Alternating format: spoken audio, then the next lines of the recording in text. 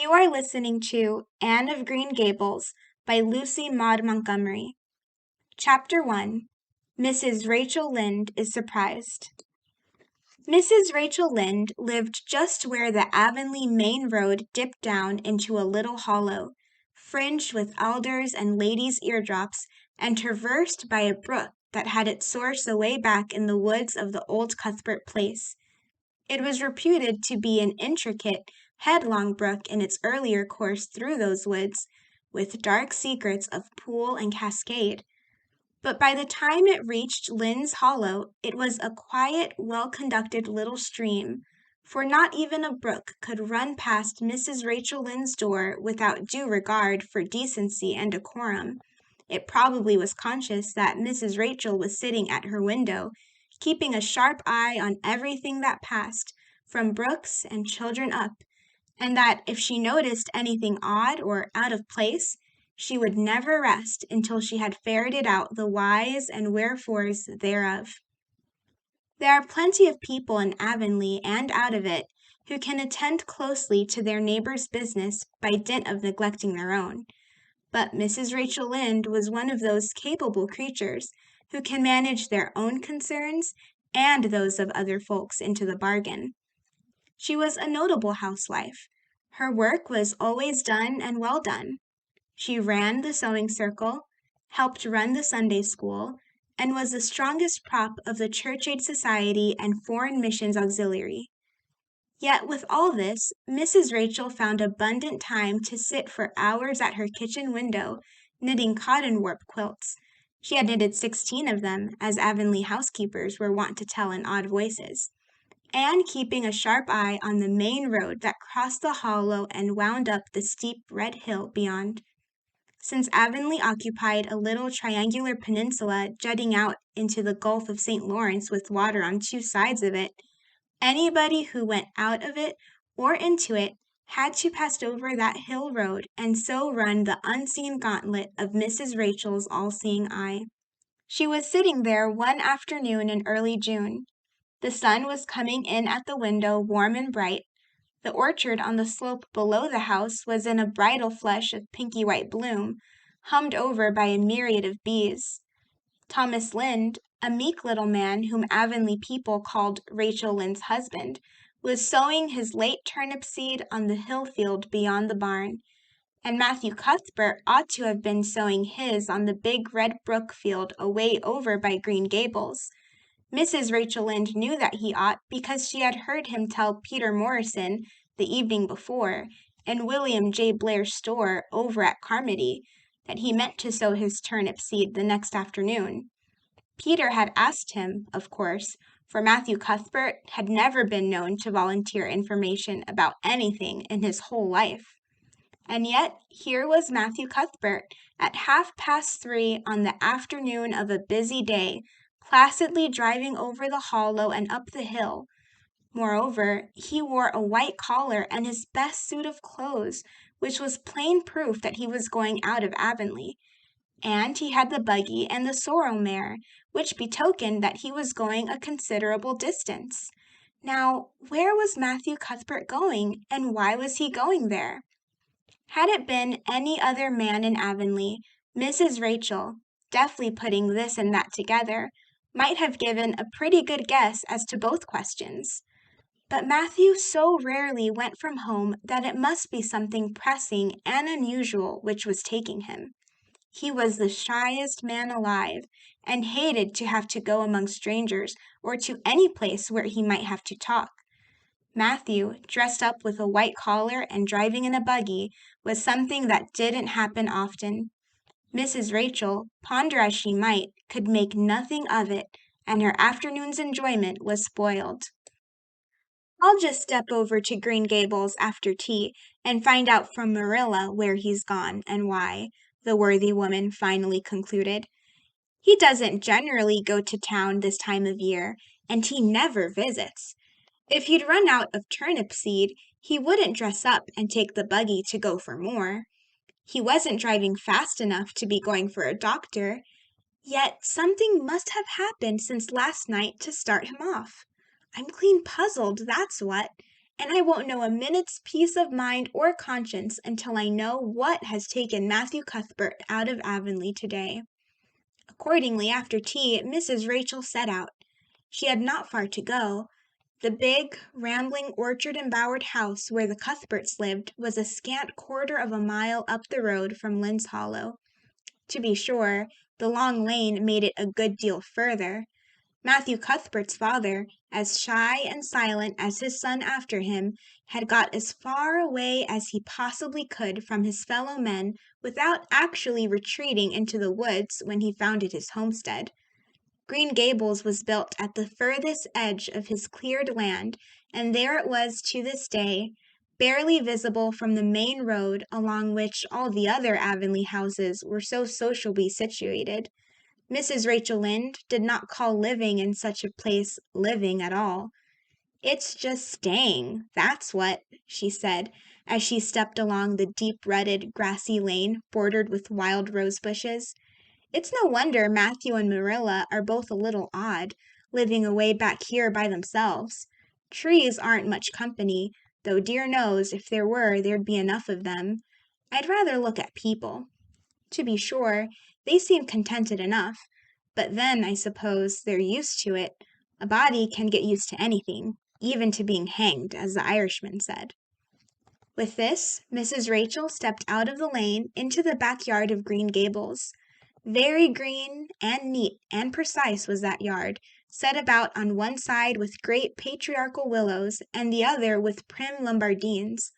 Not a stray stick nor stone was to be seen, for Mrs. Rachel would have seen it if there had been. Privately, she was of the opinion that Marilla Cuthbert swept that yard over as often as she swept her house. One could have eaten a meal off the ground without over-brimming the proverbial peck of dirt. Mrs. Rachel rapped smartly at the kitchen door and stepped in when bidden to do so. The kitchen at Green Gables was a cheerful apartment, or would have been cheerful if it had not been so painfully clean as to give it something of the appearance of an unused parlor. Its windows looked east and west. Through the west one, looking out on the backyard, came a flood of mellow June sunlight. But the east one, whence you got a glimpse of the bloom-white cherry trees in the left orchard and nodding, slender birches down in the hollow by the brook, was greened over by a tangle of vines. Here sat Marilla Cuthbert, when she sat at all, always slightly distrustful of sunshine, which seemed to her too dancing and irresponsible a thing for a world which was meant to be taken seriously. And here she sat now, knitting, and the table behind her was laid for supper. Mrs. Rachel, before she had fairly closed the door, had taken a mental note of everything that was on that table. There were 3 plates laid, so that Marilla must be expecting someone home with Matthew to tea.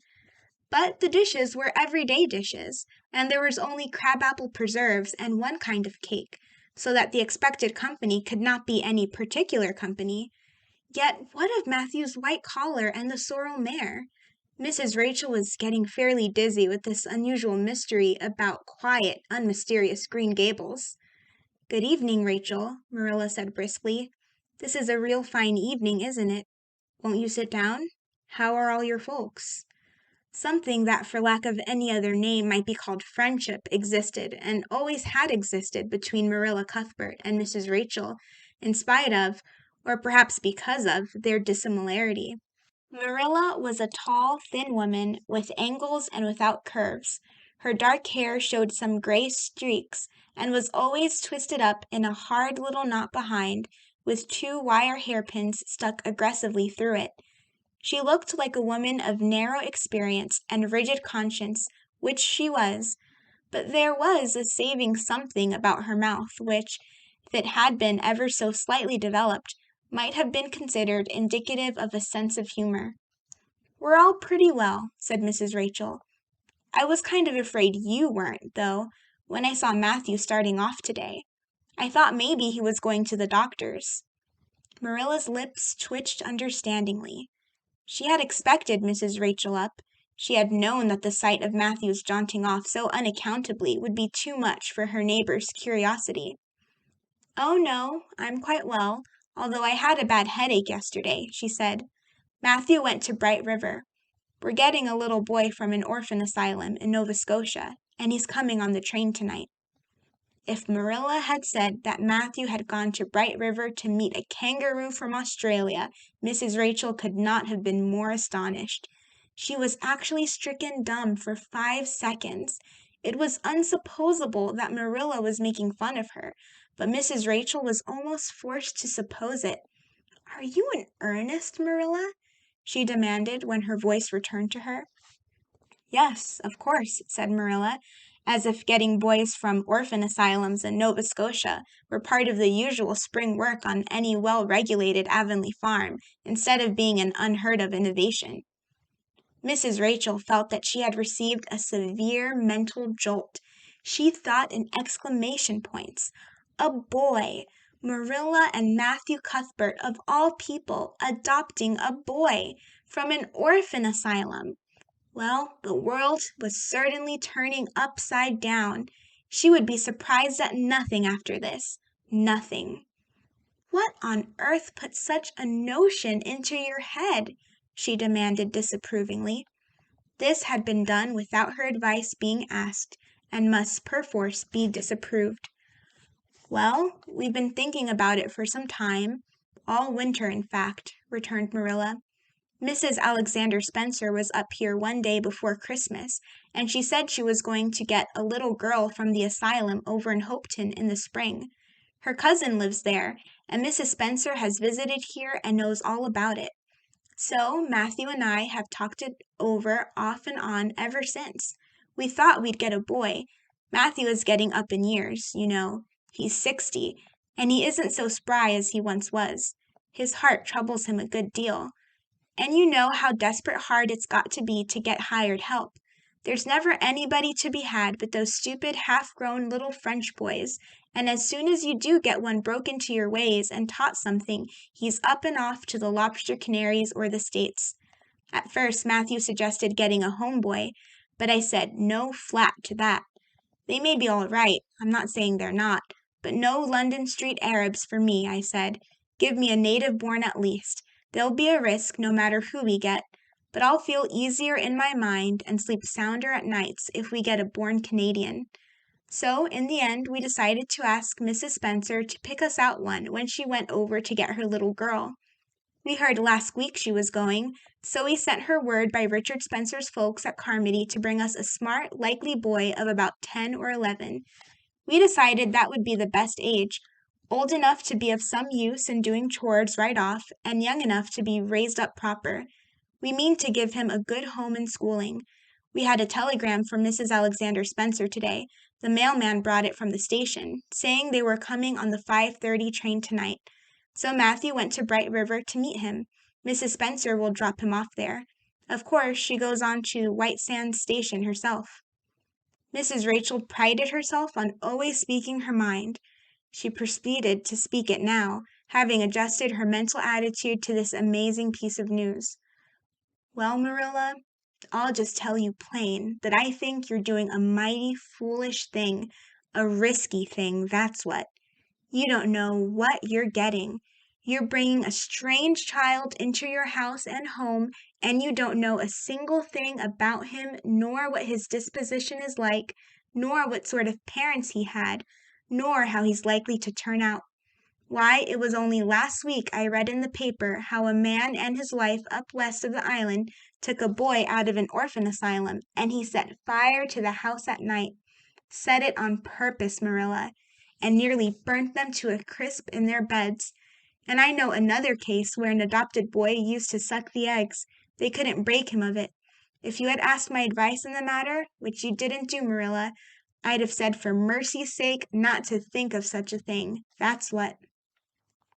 This Job's comforting seemed neither to offend nor to alarm Marilla. She knitted steadily on. "I don't deny there's something in what you say, Rachel. I've had some qualms myself. But Matthew was terrible set on it. I could see that, so I gave in. It's so seldom Matthew sets his mind on anything that when he does, I always feel it's my duty to give in. And as for the risk, there's risk in pretty near everything a body does in this world. There's risk in people's having children of their own if it comes to that. They don't always turn out well. And then Nova Scotia is right close to the island. It isn't as if we're getting him from England or the States. He can't be much different from ourselves." "Well, I hope it will turn out all right," said Mrs. Rachel, in a tone that plainly indicated her painful doubts. "Only don't say I didn't warn you if he burns Green Gables down or puts strychnine in the well. I heard of a case over in New Brunswick where an orphan asylum child did that, and the whole family died in fearful agonies. Only it was a girl in that instance." "Well, we're not getting a girl," said Marilla, as if poisoning wells were a purely feminine accomplishment and not to be dreaded in the case of a boy. "I'd never dream of taking a girl to bring up. I wonder at Mrs. Alexander Spencer for doing it. But there, she wouldn't shrink from adopting a whole orphan asylum if she took it into her head." Mrs. Rachel would have liked to stay until Matthew came home with his imported orphan, but reflecting that it would be a good 2 hours at least before his arrival, she concluded to go up the road to Robert Bell's and tell the news. It would certainly make a sensation second to none, and Mrs. Rachel dearly loved to make a sensation. So she took herself away, somewhat to Marilla's relief, for the latter felt her doubts and fears reviving under the influence of Mrs. Rachel's pessimism. "Well, of all things that ever were or will be," ejaculated Mrs. Rachel when she was safely out in the lane, "it does really seem as if I must be dreaming. Well, I'm sorry for that poor young one, and no mistake. Matthew and Marilla don't know anything about children, and they'll expect him to be wiser and steadier than his own grandfather, if so be's he's ever had a grandfather, which is doubtful. It seems uncanny to think of a child at Green Gables somehow. There's never been one there, for Matthew and Marilla were grown up when the new house was built, if they ever were children, which is hard to believe when one looks at them. I wouldn't be in that orphan's shoes for anything. My, but I pity him, that's what." So said Mrs. Rachel to the wild rose bushes out of the fullness of her heart, but if she could have seen the child who was waiting patiently at the Bright River station at that very moment, her pity would have been still deeper and more profound.